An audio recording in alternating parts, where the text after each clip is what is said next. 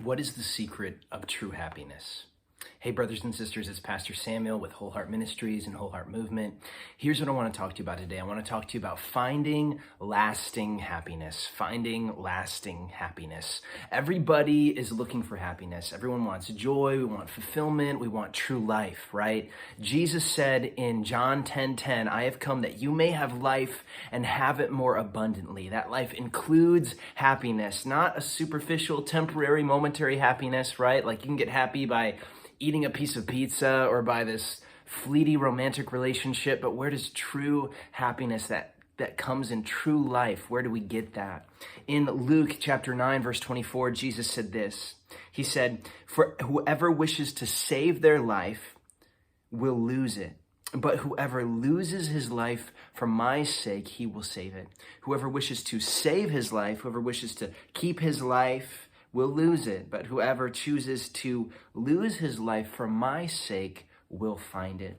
Here's the secret of true happiness. True happiness, lasting happiness, is not something that you can attain on your own, right? It's not something that you can seek hard enough and then you get it. Happiness is elusive. It's strange because often the harder you seek to be happy, the harder you seek to satisfy yourself, to put yourself first, to elevate your desires, the more unhappy you become, right?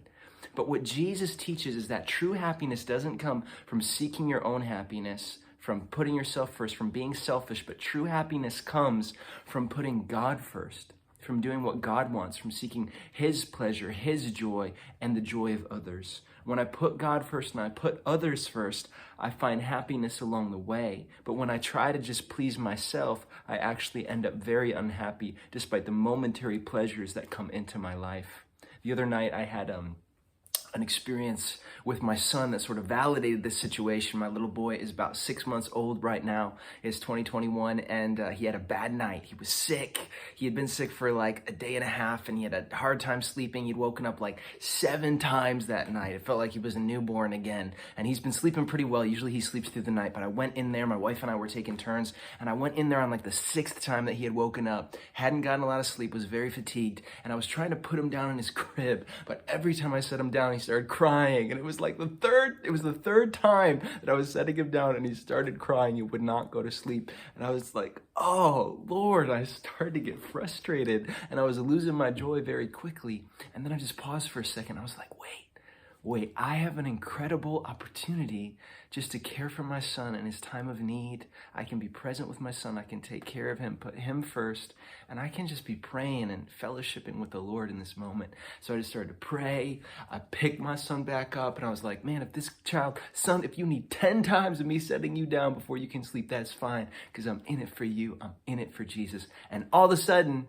boom, my heart started to change. I started to have joy again. I started to have that peace again, because the perspective switched from not being about me, being about God, and being about my son, and the joy came. Brother, sister, where are you looking for joy? Where do you feel unhappy? Maybe you listen to this video and you're like, I know that living for Jesus will truly make me happy, but like, what does it look like in your life? Where are you unhappy? Where are you unhappy? Where are you struggling to find that joy? And is it because you're not putting God first and you're not putting others first? Reorient that place. Be like, Lord, I'm going to do this for your glory. I'm going to bless the people around me, and see if God doesn't bring that joy into your heart. Lasting happiness can't be attained. You can't seize it, but it's from giving away your pleasure, giving away your joy to bless God and bless others.